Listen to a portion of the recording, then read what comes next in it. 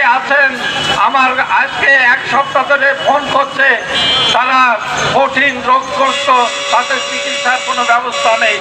অনেকে সন্তানদের লেখাপড়া বন্ধ হয়ে গেছে, বিশ্ববিদ্যালয়ে পড়া।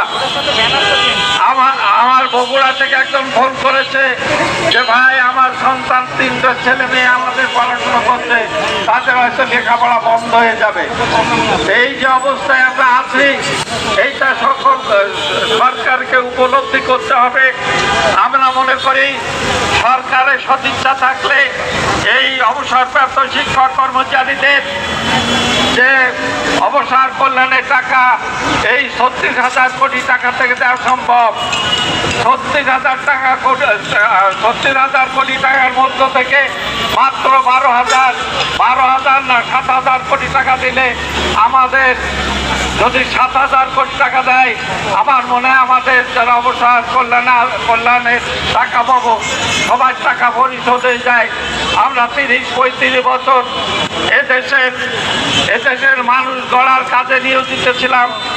আমরা এদেশের সন্তানদের করেছি, তারা ইঞ্জিনিয়ার, ডাক্তার, আজ মন্ত্রী, আজকে তারা বিভিন্ন পদে আছে।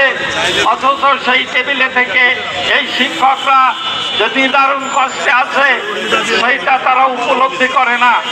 আমি ধন্যবাদ জানাই, আমি নাম বলবো না। অবসর কল্যাণে আমার এক ছাত্র আছে, সে আমার প্রতিনিয়ত আমার কাছে দেয় যে স্যার আপনাদের কেউ 50,000 টাকা পাবে, 50,000 টাকা পাবে, কেউ 1 লাখ 1.5 লাখ টাকা পাবে, সর্বোচ্চ 2.5 লাখ টাকা পাবে। আজকে 3 বছর 4 বছর 5 বছর যারা অবসরে আছে, তাদের এই সামান্য টাকা যদি দেয়, তাদের অবস্থাটা কি হবে? বরং টাকা না দিলেই ভালো হতো। আমি তো মনে করছি সেই 2 লাখ টাকা দেওয়া মানে আমার গলায় ফাঁস দেওয়া। আমার 2 লক্ষ টাকা দেওয়া হচ্ছে, 1 বোতল বিষ কিনে দেওয়াই আমাদের জন্য শ্রেয় ছিল। অধিকাংশ শিক্ষকদের একই অবস্থা। আমি প্রিন্ট মিডিয়ার সমস্ত ভাইদের আমি অনুরোধ করতে চাই, আমরা যারা সামনে আছি, আপনারাও কিন্তু কোনো না কোনো স্যারের ছাত্র, আপনারাও কিন্তু আমাদের কোনো না কোনো স্কুলে আমাদের মতো ছাত্রের কাছে পড়েছেন। কারণ 97% শিক্ষার দায়িত্ব আমাদের ঘাড়ে।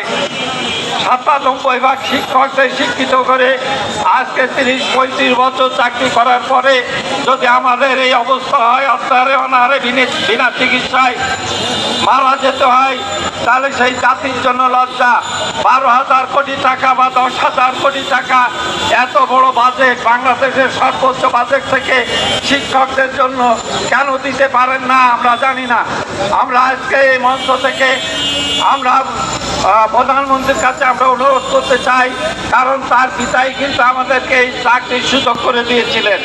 সর্বপ্রথম রহমান আমাদেরকে এমপিও দিয়ে আমাদের চাকরির মধ্যে নিয়ে আসছিলেন। খালেদা জিয়ার সময়ও আমাদের অবসর কল্যাণের অবতারণা হয়েছিল। সেই সরকার তাদেরই সুযোগ্য সন্তান আজকের প্রধানমন্ত্রী। আমি তার কাছে বিনয়ের সাথে অনুরোধ করতে চাই, এই শিক্ষকরা কিন্তু আপনার বাপের দ্বারা নির্মিত, আপনার বাপকে তারা প্রশংসা করে, আপনার মাকে তারা স্মরণ করে। তাদের কথা মনে করে আপনি আমাদের এই শিক্ষকদের যারা অবসর কল্যাণে টাকা পাবে, সমুদায় টাকা পরিশোধ করার জন্য সবিনয় অনুরোধ করছি।